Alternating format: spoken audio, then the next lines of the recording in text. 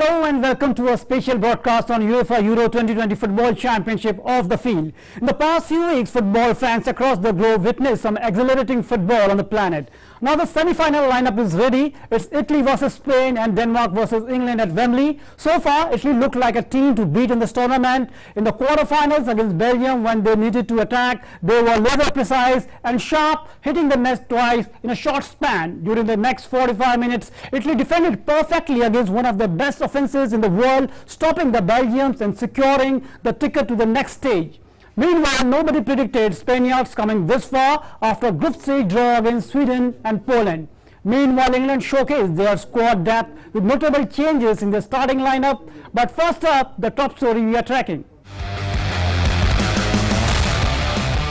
Spain became the first team to book their place in the semi-finals of Euro 2020 and they were joined by Italy later. Denmark booked their place in the Euro 2020 semi-finals with a 2-1 win over Czech, and England comfortably beat Ukraine 4-0 in Rome in last quarter-final to set up a matchup against Denmark in the Final Four. Italy versus Spain.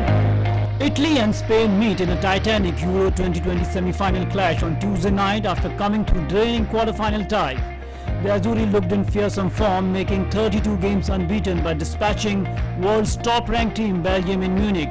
Spain appeared to have found their scoring touch as they scratched past Switzerland on penalties. What's the story? In their absolute tiki-taka pomp, Spain swept Italy aside 4-0 in the final of UEFA Euro 2012, but the balance of power has shifted a little since. Italy eliminated La Roja with 2-0 win in the 2016 pre-quarterfinals. Their dizzying pace and killer finishing proved too much for a talented Belgium team last time out. The sky is the limit for Azzurri after a wonderful performance against Belgium. Italy had broken several national records at this Euro, but doubts linger about the conclusions to be drawn given the standard of their oppositions. Were the Azzurri ready for the #1 team in the FIFA rankings? The win and the performance in Munich eliminated all doubts. Roberto Mancini's men are up for any kind of battle. Luis Enrique's Spain have been enigmatic to say the least. After a group stage draw against Sweden and Poland, they beat Slovakia 5-0 to reach the last 16, where they scored 5 again, though it took extra time to finish off Croatia. A string of missed chances then allowed 10-man Switzerland to take them to penalties in the quarterfinals, but top-class opponents like Italy may yet bring out the best in them. England versus Denmark. Meanwhile, England will face Denmark in the Euro 2020 semi-finals with a place in the final at stake. Both teams won their quarterfinals, Denmark against Czech Republic in Baku, before Gareth Southgate's side triumphed over Ukraine in Rome. England reverted back to a 4-man defense for the win over Ukraine, and everyone would expect Gareth Southgate to stick with the same. Jadon Sancho was given a first start and impressed, so will hope to keep his place. Bukayo Saka and Jack Grealish are pushing for a start, however. Two teams with huge momentum, it will be a doubt which team manages the occasion better. England have the experience and will have the home crowd behind them. On paper, Gareth Southgate's sides are most talented, but the Danes have showed time and again they have the ability to beat the best. Sports Desk, DD India. So the semi-final lineup is ready at the Euro 2020. It's Italy versus Spain and Denmark versus England. And my colleague Anil Thomas is joining us on the show to take a perspective of the Euro 2020 knockout stage. Italy versus Belgium. Anil, another chance gone for Belgium's golden generation. Belgium were among the favorites for the tournament, having spent more than 1,000 days at the head of the FIFA rankings. We can say lost opportunity again. They never gel together as a unit. You sometimes reminded of the Netherlands team, the Three Musketeers. They were of great potential as a team. They won the Euro in '88, but they couldn't take it to that 1990 Italian World Cup. So something similar is what we see with the Belgium team. They look promising. They were the #1 team. Many expected them to go the distance, but I think Italy against a crack side like Italy, which looks pretty composed in behind, which looked pretty comfortable. The midfielders look pretty comfortable running up and down. The forwards in top form. You are expecting them to come good on that night. I think Belgium were a bit slow on the feet, and I think paid a huge price by getting knocked out in the quarterfinals. Italy showed a composed football with attacking as well as the defensive flair. And nobody predicted Spaniards coming this far in this tournament. The way they, in the group stage, both of their matches against Sweden and another match was ended in a draw. So it's a good performance by the Spanish team here. Well, if you look at Spain's journey to the semi-finals, there is nothing straightforward about Spain's journey to the semi-finals. In 2 matches, they scored 5 goals each. 10 goals. Before they reached the quarterfinal stage. But look at Spanish journey. They have not been table toppers in their group. Sweden topped that table. They finished second and managed to reach the round of 16. That's not all. They needed penalties to win. In that outing against Switzerland, they needed extra time against Croatia. They have not been able to get their act together. They have been winning, but there is a time in a tournament where you could run out of luck. But having said that, they are still the hot favorites. If you look at the 4 teams there in the semi-finals, Spain is still considered to be the number 1 team to win this particular title, followed by Italy, then England, and finally Denmark. Anil, there has been no better team than Italy at the Euro 2020. They are now 2 games away from glory after dumping out Belgium. So, how far can they go from here? Well, the performance that they have put in this particular tournament has been clinical. Not many would say. If any team that comes closest to Italy in terms of performance, it could be Spain, because they have been pretty, I would say they have been pretty careful or pretty cautious in the approach. They have not been very bombastic, except for the quarterfinal encounter that you saw. Italians mean business. They generally look for a single goal to finish a match, but this time around, under Roberto Mancini, they look like a different squad altogether. And they have got that upfront strikers who are making in and out movements, and especially the goal that Lorenzo scored against Belgium was a class act. Anil, Italy versus Spain, a blockbuster semi-final clash. Your pick? Well, too difficult to say. If you look at the history between them, the Italy versus Spain is called a Mediterranean derby. Just like in Spanish football, you have a Spanish derby where Real Madrid takes on Barcelona. Something similar is what you would see, especially when these 2 nations play. If you look at the history between the 2 sides, they've got 5 World Cups between them, 4 Euro titles between them. So, it's a long history between these 2 sides. And if you even look at the matches that these 2 sides have played, both teams have 11 wins against their name and 15 draws. So, that clearly speaks volumes about the contest that you see when Italy takes on Spain. It's generally a high voltage, high drama kind of an atmosphere. But I think Italians this time around would want to prove a point. The 2012 when Italy met Spain, Spain had thrashed Italy 4-0. This time around, I think Italians would want to give Spain a taste of that medicine, maybe trying to score in 4 goals. But having said that, it's not going to be easy. Italians look in sublime form. But remember, even France had a bad night and they paid a huge price. So Italians could have a bad night. For that, Spain has to play, brilliant football for that night for 90 minutes to keep Italians under check. And Italians look at if the match goes into penalty shootout. So, that's another thing that Italians are not comfortable about. So, there are 2-3 things that go against Italy. But I would say that, Italy holds the edge in the outing against Spain. And clearly, Spanish defense will be under tremendous pressure. And Spanish midfielders will be under tremendous pressure, especially from that vibrant midfield that Italians have. So the Spanish defense will be under high pressure when they will face Italy in the semi-finals of the Euro 2020. Anil, you stay with us. We will come back to you. Now moving to the next story, England showed their ruthlessness against Ukraine in the quarterfinals of the European Championship. The Hurricane-led side shipped in 4 goals past Ukraine to book a semi-final spot. Italy also reached the Euro 2020 semi-finals with 2-1 win over Belgium. Meanwhile, Denmark's impressive and emotional campaign continued as they marched on courtesy of a victory over Czech Republic in Baku. More updates in this quarterfinals roundup. England thrashed Ukraine in Rome to set up a Euro 2020 semi-final against Denmark. Ukraine barely threatened and England were on their way to a second successive semi-final when Henry Maguire powered a home header from Luke Shaw's free kick second after the break. And outstanding Shaw was a creator once more 4 minutes later with a perfect cross that was heading in from 6 yards by Kane. England were so impressive as they simply overpowered Ukraine, with the substitute Jordan Henderson getting a fourth when he arrived with the perfect timing to head in Mason Mount's corner. England kept their fifth successive clean sheet to maintain their record of not conceding a goal at Euro 2020. They will now meet Denmark in the last four at Wembley. Denmark's impressive and emotional Euro 2020 campaign continued as they marched on to the semi-finals courtesy of a victory over Czech Republic in Baku. They led from the 5th minute when Thomas Denley evaded his marker to heading from a corner. The continual threat on a break, they made it 2-0 just before half-time, with Kasper Dolberg volleying in a superb cross from Joachim Milhey to add to the 2 goals he scored against Wales. Patrick Schick coolly volleyed in his 5th goal of the tournament, taking him level with the Portugal's Cristiano Ronaldo in the race for Golden Boot. But Denmark was able to recompose themselves and dig in to ensure the victory and a semi-final at Wembley. Earlier, Italy keeps its unbeaten record intact, knocking out Belgium 2-1 in the quarter-final in an intense battle at Munich, and book a semi-final clash with Spain. Italy have also set a new record for the longest run of victories in the competition, qualifying included.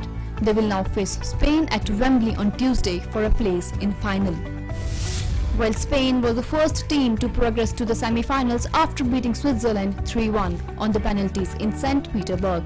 Both teams were tied 1-1 at the end of extra time in penalty shootout. Oyarzabal scored a decisive penalty for Spain after Switzerland missed 3 penalties through Fabian Manuel and Ruben Vargas. Sports Desk, DD India. Now moving to our next segment, goal of the knockout stage. Inter Milan midfielder Nicola Barella has been widely praised for his wonderful performances in Italy's 2-1 win over Belgium at the Euro 2020 quarter-final. It was Nicola Barella who opened the scoring when the ball broke to him in the Belgian penalty area. He danced through 2 defenders superbly and then lashed the ball across the Thibaut Courtois into the bottom corner of the net. And this is goal of the knockout stage.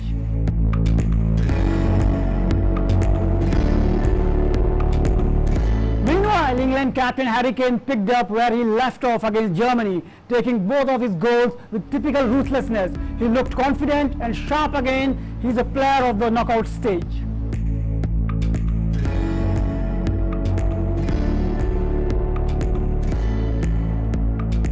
Now we are going back to Anil. Anil, if you talk about England versus Denmark, the 2 teams with huge momentum, it will be about which team manages the occasion better. England have the experience and will have the home crowd behind them in the semis. Well, exactly. England are playing at the Wembley, and they have, but the Denmark team know that last time around when they played when they played at the Wembley last October, they were able to surprise England. So they would be hoping this time around they can do a similar story to the English squad, especially at home. Playing at home has its advantages as well as disadvantages, especially for the English squad where they could be under tremendous pressure. The English press, very similar to the Indian media, writes a lot of things, tries to get a lot of gossip and a lot of stories from the dressing room, and that's going to be a bit of pressure, especially on the English players and the manager. They will have to shut themselves out from all the gossip, all the media, what the media is writing. They will have to focus on the next 2 matches, the 90 minutes in the semi-final, the 90 minutes in the final, if they want to go the distance. They have the firepower, but as I said, they need to keep their head on the shoulders. That's a big undoing for the English squad. Just like the Indian cricket team. Many a times I always compare the Indian cricket team to the English football team. They come to the semi-finals. There could be something that could go wrong for them, and I think English team is known to do that. If they can get that, or if they can set that aside, I think you will see a different English team there, taking on the Danish team. And you talked about Gareth Southgate. Southgate is just the second manager to take England to the semi-finals of the both World Cup and the European Championship. 3 Lions are yet to concede a goal in the tournament. Can Southgate do miracle, and is it really a coming home? Well, it's a big opportunity for the English team. English team has had bigger stars, but they have floundered at the big stage. It's not as if England didn't have the potential. They had the potential in 1990 World Cup. They had the potential in 1998. They came pretty close. but they've always somewhere, one bad night of football, and England have generally, kissed World Cup and Euros good night. So it's not as if, they are not aware of bad nights that hit them. And bad nights always hit English football when it matters the most, in crucial junctures in big tournaments. So, let's hope that Gareth Southgate, what he's been able to bring to this English dressing room has been, composure, especially in terms of calming the nerves of the big guns. Harry Kane didn't score in the first 3 games, but then he banged on Harry Kane that Harry Kane will come good in the tournament. And I think that's a big plus, when a manager backs your star striker and captain in a tournament, you have a big opportunity of coming good in the tournament. And I think that's the big plus that, the trust that a manager shows in a player is always important for a player to come good at the big stage. Harry Kane, we know, is a great striker, one of the best strikers that England has. But Raheem Sterling took the burden of scoring the goals when Harry Kane did fire. And I think that's the big plus that Gareth Southgate brings to the dressing room here. When you don't have your star striker scored, you've got somebody like a Raheem Sterling who's come out and scored crucial goals in big encounters. So if that is happening, that's a big plus for any manager to look forward to. I think, Gareth Southgate would be, thanking his stars that Harry Kane didn't fire. You had Raheem Sterling who was firing. And then, Raheem didn't fire in the quarterfinals. You had Harry Kane coming good. So all in all, I would say, he has the team. He has the champions behind them. Remember, 2 English clubs played the UEFA Champions League final. So the players are tired. Most of the players play for those clubs. So the players are tired. It's not going to be easy for them. But, I think 2 matches of 90 minutes each, that's 180 minutes of action still left from lifting another silverware. It matters to them most because they're playing at home, they're playing at Wembley. But can they make it count? Can they make it count at the big stage? Because, this is something that, everyone looks forward to. They have the opportunity of repeating 1966, the team that won that World Cup. Can they do it this time? Last time we discussed the form of Harry Kane. We said that his form was very crucial for England if they want to lift the Euro 2020 trophy. And that goal against Germany gave confidence to Harry Kane, and now he is firing all cylinders. Well, Harry Kane has come back from an injury. He has still not looked at his best, and he seems to be somewhere, somewhere at the back of his mind, he seemed to be troubled with that lack of, having his scoring boots on in the group stage affecting. And I think Gareth Southgate has done a great job, putting that trust in Harry Kane and telling him time and again, you need not score, but I want you on the field to do that, to do that hanging around part of being that star striker for England. And I think that's the big plus that Harry Kane, getting that confidence back.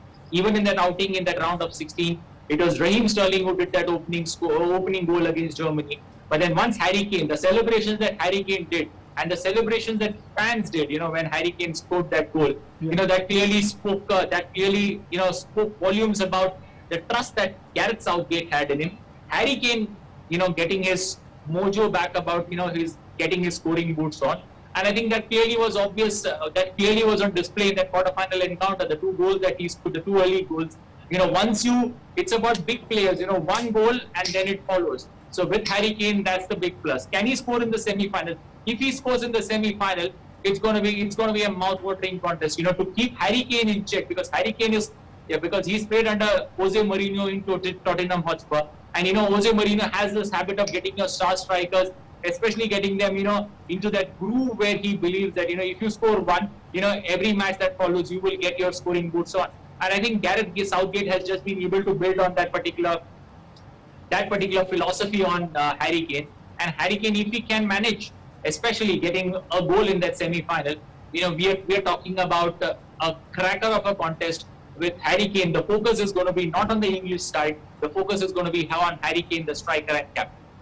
So a lot will depend on Harry Kane if England want to lift this trophy. Anil, Denmark have overcome a near tragedy following Christian Eriksen's on-pitch collapse to sail into the semi-finals with little trouble. Can they turn Wembley on Wednesday night and continue the fairy tale? Well, too difficult to say. Denmark's, I would say, Denmark has been on a dream run in this tournament. But, running into England on that particular night in the semi-final at the Wembley Stadium is asking too much. If they don't get into a situation of playing at Wembley, especially with the fans roaring and backing the 3 lines, it's going to be a tough ask on the Danish team. If they can get, just like it happened in that quarterfinal outing against Czech Republic. If they can get an early goal in the first 15 minutes of play, Denmark will have their, chin up, and they would be looking at different squad altogether. It could be the English team that could be doing all the running, trying to get the balls, trying to get the forward line moving. If Denmark can do that, but for that to happen, you're playing a side like England, which has still not conceded a goal in this tournament, and their defense looks compact. The manner in which they have gone about Stones, Caesar, all doing perfectly fine. So it's going to be a difficult task for the Danish team to come and score early in that outing against England. Another quick comment, your predicted scorelines for the two semi-finals? Well, Italy versus Spain, it's going to be 2-1 either way. So I will not stick my neck out and say which is the team that's going to have the final laugh. But it's going to be 2-1 either ways. Any team that plays good football on that particular night is going to have the last laugh. England versus Denmark, I would say 2-0. Would predict an England team winning that particular outing at Wembley. The scoreline could be anywhere 2 goals and above on that particular night. But an England versus Italy is what I'm looking for, a final on the 11th. But I'll have to keep my fingers crossed, because English team has always promised a lot, but they have floundered on the big night. Can they, rewrite history books of reaching a final after 1966? We'll have to wait and watch. But England and Italy would be my favorite hot picks for the final at the Wembley on July 11th.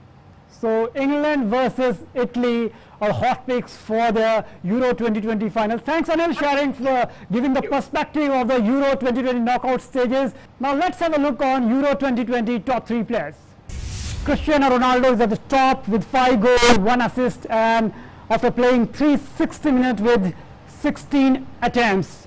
And he is also the all-time scorer at the Euros.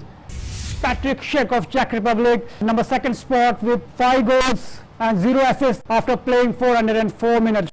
Francis Karim Benzema, 4 goals, 0 assists, and he played 349 minutes and he made 11 attempts.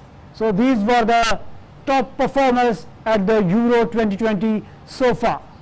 It's the semi-final lineup for the Euro 2020 is ready, and it's Italy versus Spain and Denmark versus England. The road to semis here. Let's take a look at how the team reached there. England in Group D, they defeated Croatia 1-0, then they drew against Scotland, and against Czech Republic they won 1-0, and in round of 16 they defeated Germany 2-0, and in quarterfinals they defeated Ukraine 0-4. Italy, they defeated Turkey, then Switzerland, and then Wales. In group stage in round of 16 they defeated Austria 1-0, 2-1, and in quarterfinals Italy defeated Belgium 2-1. And Spain in Group E, it was Sweden versus Spain 0-0, then against Poland they drew, and in round of 16 it was 3-5 against Croatia. In quarterfinals they defeated Switzerland. And Denmark in Group B, they defeated Finland, and then they lost to Belgium, and in round of 16 it was Wales they defeated, and in quarterfinals they defeated Czech Republic. So it was the road to semis for the all semi-finalists. It's been a brilliant summer for England fans, and the Three Lions will be back at Wembley for the semi-final. England got off to a dream start at the Euro 2020 quarter-final, while Copenhagen fan zone erupted in celebration as Denmark reached the Euro 2020 semi-final. After the quarter-final games, the fans were overwhelmed as their respective teams marches ahead to semi-finals. More in this report. England fans in London celebrate emphatic 4-0 win. England fans at a venue in South London were celebrating as they watched their team against Ukraine to reach the Euro 2020 semi-finals. The party started after just 4 minutes when Harry Kane scored his first 2 goals. Harry Maguire made it 2-0 in the second half before Kane put the result beyond doubt. And the midfielder Jordan Henderson finished off the rout by scoring his first goal for England in 62 appearances. England, coming home. What I'm going to say, we've had a great hunt this year. Everyone's behind the team. This year, national spirit is the greatest high we've ever seen. What I'm going to say, next game is coming home. Everyone support England in the next game. It's coming home. England's coach Gareth Southgate said it was the spirit of the whole group that sets his team apart as they booked a spot in the semi-finals with a 4-0 win over Ukraine. 2 goals from Harry Kane and headers from Harry Maguire and Jordan Henderson saw England through to the last 4 of the Euros for the first time in 25 years, with Southgate hailing his side's collective attitude as the reason for their progression. I think inspired the players, and they gave a fantastic performance. You know, not only the players that started, but the players that came into the game. They kept the momentum going. We were able to get the players off who were on a yellow card, and a couple that are carrying knocks.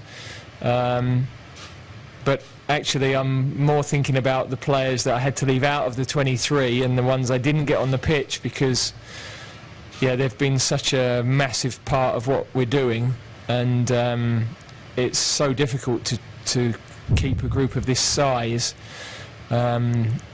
involved, happy, feeling valued. The Copenhagen fan zone erupted in celebrations as Denmark reached the Euro 2020 semi-finals after a 2-1 win against the Czech Republic. Because of COVID-19 restrictions, many fans were not able to travel to Baku in Azerbaijan and instead filled the fan zone in the harbour, colouring it red and white. Absolutely incredible. The last time we were in the cities was in 1984, so it's just a blast. The whole population just blast all over the place. Denmark reached the last 4 of the competition for the first time since they won the title in 1992. Sports Desk, DD India. So that's all in the special broadcast Euro 2020 Off the Field. Before we wrap up, we leave you with these beautiful moments from the knockout stages of the tournament. Namaskar.